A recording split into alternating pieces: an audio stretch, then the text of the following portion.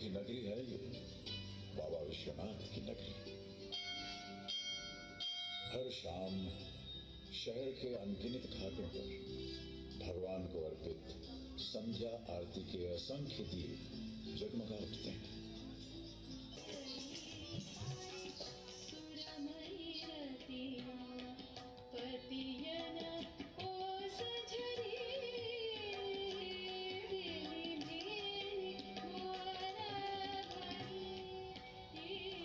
युगों से विश्व का आध्यात्मिक केंद्र रहा है ये शहर। 1916 में स्थापित बनारस हिंदू विश्वविद्यालय एशिया के सबसे बड़े विश्वविद्यालय के रूप में प्रसिद्ध है।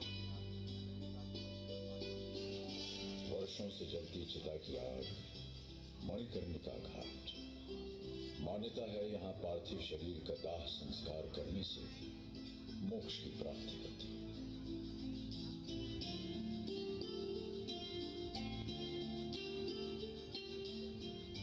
महादेव तो रोज यहाँ होली खेलते हैं, रोज होली का दहन होता है।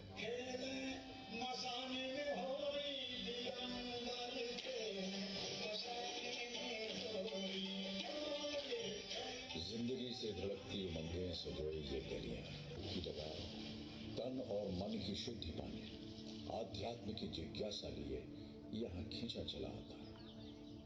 वाराणसी सिर्फ एक प्राचीन नगरी ही नहीं, मनुष्य और उसकी श्रद्धा का इतिहास है।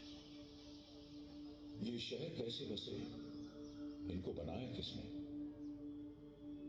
इन प्राचीन शहरों में बने राजमहल, ये किले इस बात का प्रतीक है कि यहाँ राजाओं का साम्राज्य रहा होगा। उन्होंने इन शहरों का, राज्यों का निर्माण किया होगा।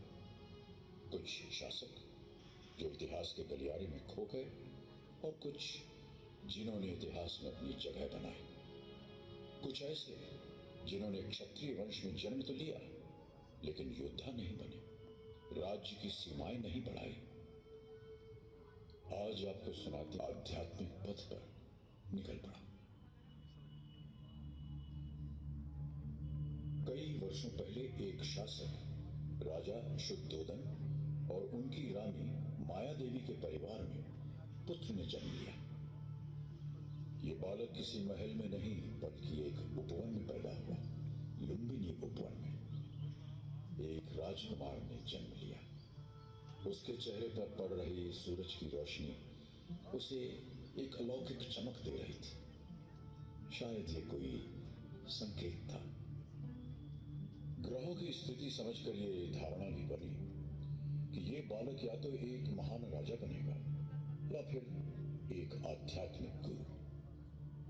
बालक का नाम सिद्धार्थ रखा गया।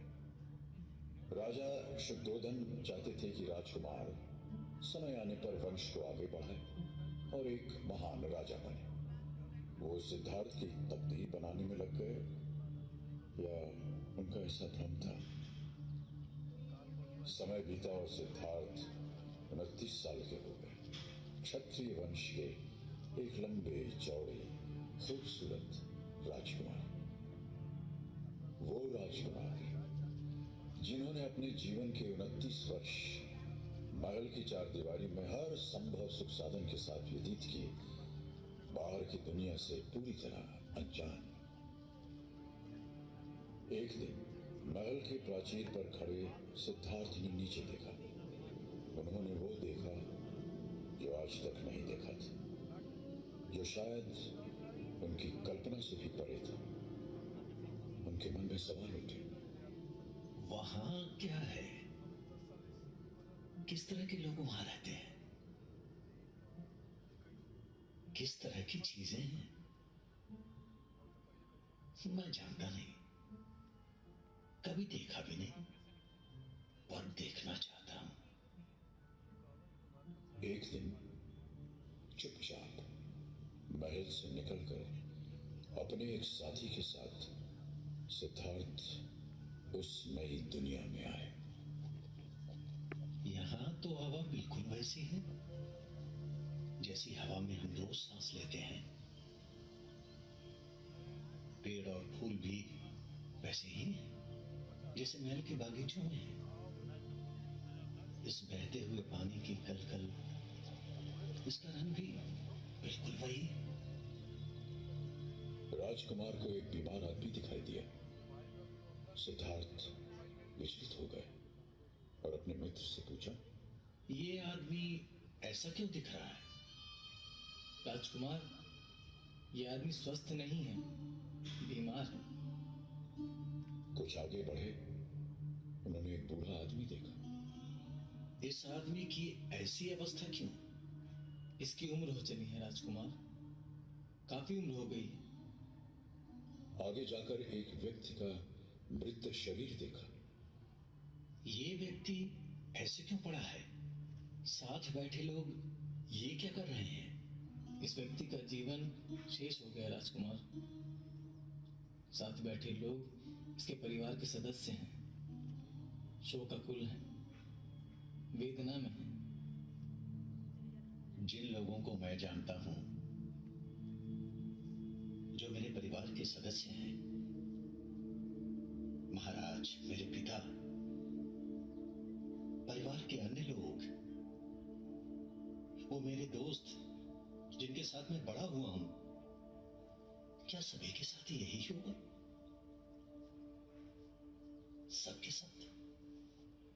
राजकुमार, बुढ़ापा तो सब पर आएगा। हम सभी कभी न कभी बीमार भी होंगे और हम सभी को मृत्यु भी प्राप्त होगी। महल के अंदर की दुनिया उन सच्चाइयों से परे थी जिनसे सिद्धार्थ का आज सामना हुआ था। उनकी दुनिया आज टूटकर बिखर गई। वो शोक में डूब गए। वो उन सभी दृश्यों के जवाब चाहते थे जो उन्होंने महल के बाहर देखे थे। उन्हें इस बात का आभास हुआ कि अभी तो बहुत कुछ देखना है, समझना है, जानना है। उनके मन की आवाज उन्हें बार बार कचोट रही थी कि वो उन सच्चाइयों के महज गूंगे दर्शक बनकर नहीं रह सकते। उन्हें उस सच्चाई को खोजना था जिनमें जीवन के जवाब छिपे थे। उस दिन के बाद सिद्धार्थ चुपचाप कई बार महल की सीमा के बाहर निकले, सच्चाई की तलाश में। उन्हें जवाब चाहिए थे। अपनी ऐसी ही एक यात्रा के दौरान सिद्धार्थ ने एक साधक को देखा जो गहरे ध्यान में लीन थे। उसकी आंखें धीरे से खुली और सिद्धार्थ की आंखों से मिली। उनके विचार जुड़े।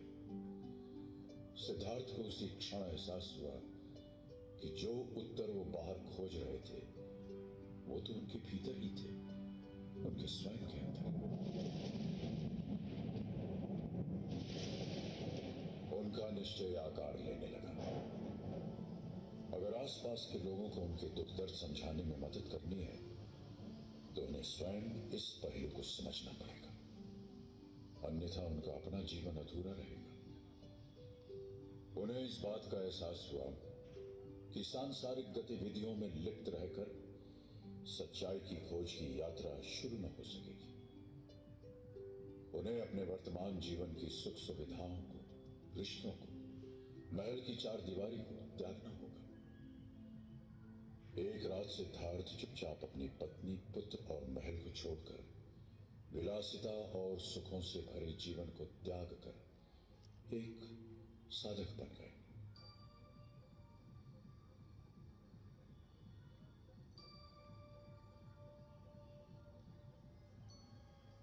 नए रास्तों और दिशाओं में चलते हुए सिद्धार्थ कई भिक्षुओं और ध्यान सिखाने वाले गुरुओं से मिले। उनकी पद्धति सीखी और उसमें महारत हासिल की। वो गहरे ध्यान में लीन होते गए। एक आश्रम में 5 भिक्षुओं के एक दल ने उन्हें ध्यान की इस अवस्था में देखा। उन्हें लगा कि ये व्यक्ति बुद्ध बनेंगे और यदि इस प्रक्रिया में वो उनके साथ रहे, उनसे जुड़े रहे, तो उन्हें भी विवेक और ज्ञान की प्राप्ति होगी।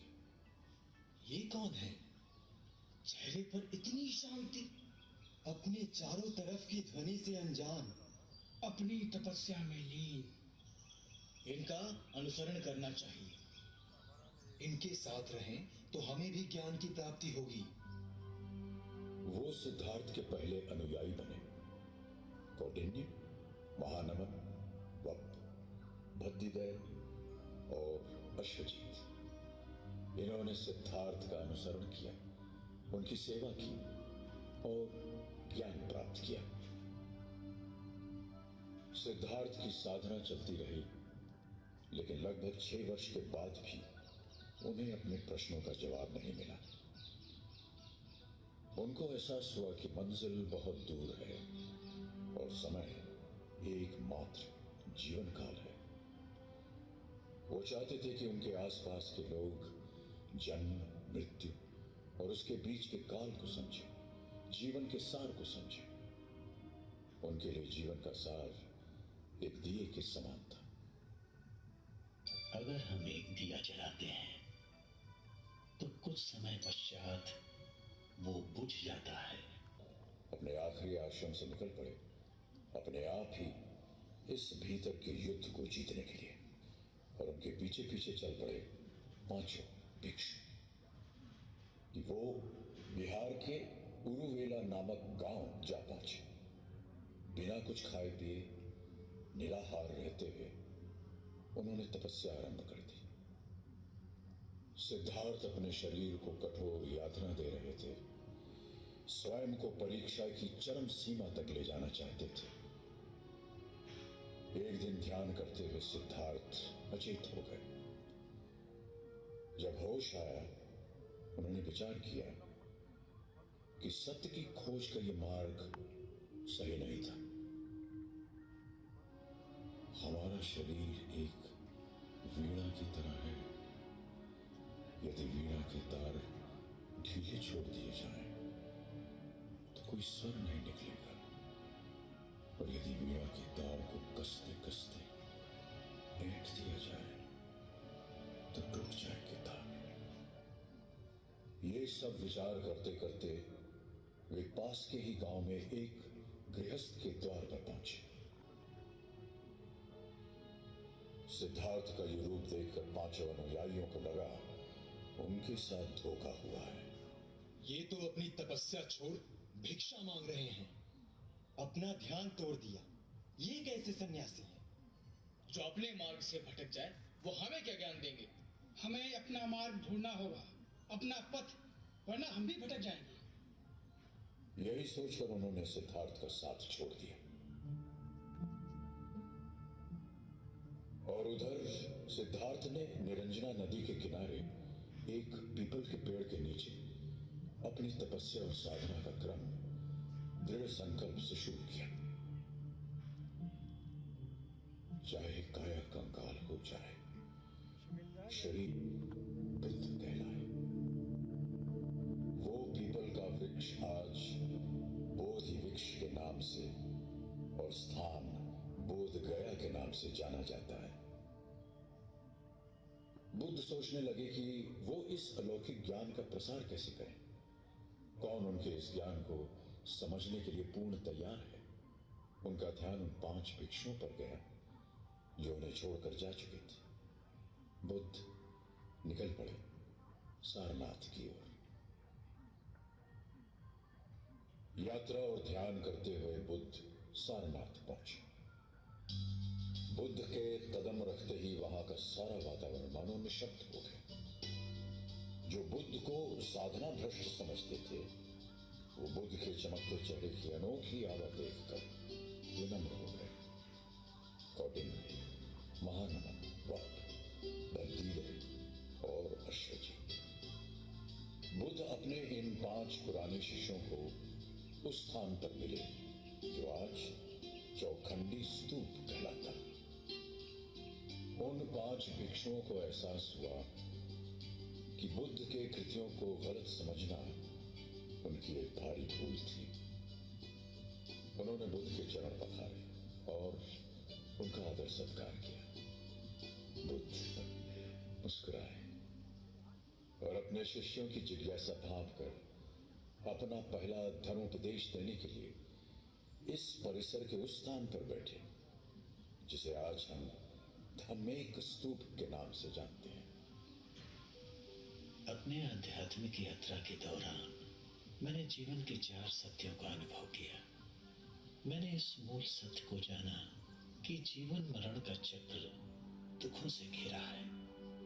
दूसरा सत्य ये कि इन दुखों का कारण हमारी तृष्णाएं या इच्छाएं हैं।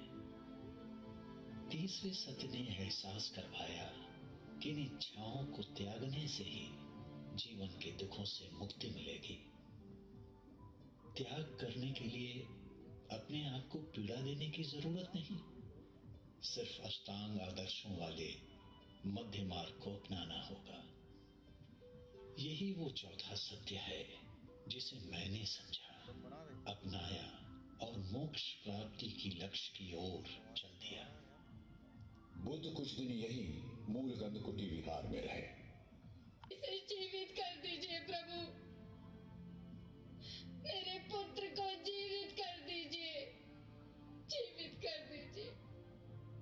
अवश्य कर दूंगा, पर इसे जीवित करने के लिए किसी एक ऐसे घर से सरसों के दाने लाने होंगे जहां कभी किसी की मृत्यु ना हुई हो। यह संभव नहीं था, क्योंकि मृत्यु जीवन का एक ऐसा सत्य है जिससे कोई बच नहीं सकता। ये बात औरत को समझने में देर नहीं लगी। एक बार एक किसान उन पर गालियां बरसाने लगा। थोड़ी देर बाद किसान थक गया, पर बुद्ध न तो विचलित हुए न ही नाराज। किसान रोने लगा और उनसे पूछा, मैं इतनी देर से तुम्हें गालियां दे रहा हूं, तुम्हें क्रोध नहीं आया? मेरे भाई, मैंने तुम्हारी गालियां स्वीकार कहां की? वो तो तुम्हारे पास ही है, तो मुझे क्रोध क्यों आएगा? क्रोध हमारा नहीं है, ये हमारी कोई मदद नहीं करता। ये हमारे मन की शांति नष्ट कर देता है। हमारे अंदर विचारों का, भावनाओं का कितना ही तेज मंथन हो, इसके स्थिर होने पर पता चलेगा कि पीछे एक ठहराव है, एक अलौकिक शांति।